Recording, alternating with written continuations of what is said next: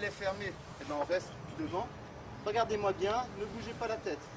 Et là, on engage un sauveteur à l'arrière, d'accord?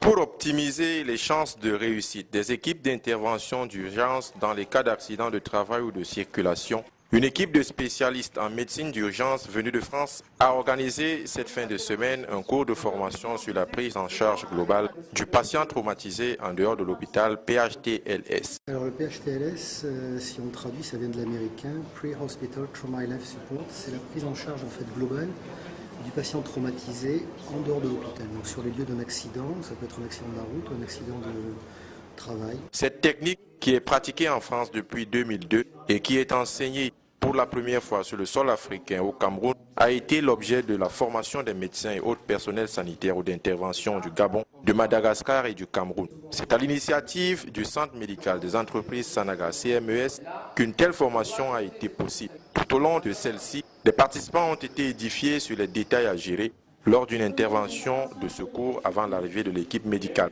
Donc c'est vrai que si les lieux sont sûrs et que les gens sont en relative sécurité, il vaut mieux laisser les gens sur place, ne pas trop les transbahuter au risque d'aggraver des lésions.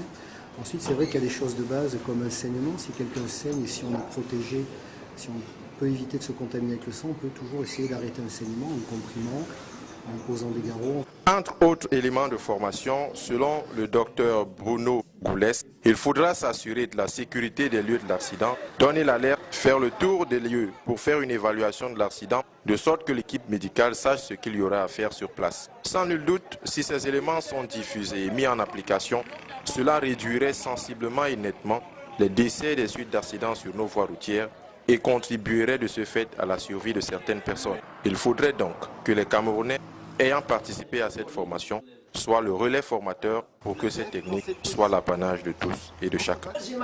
Mais en fait, c'est pas ça qu'il faut traiter en premier. Ce qu'il faut traiter en premier, c'est d'abord faire ton bilan primaire et après voir ça.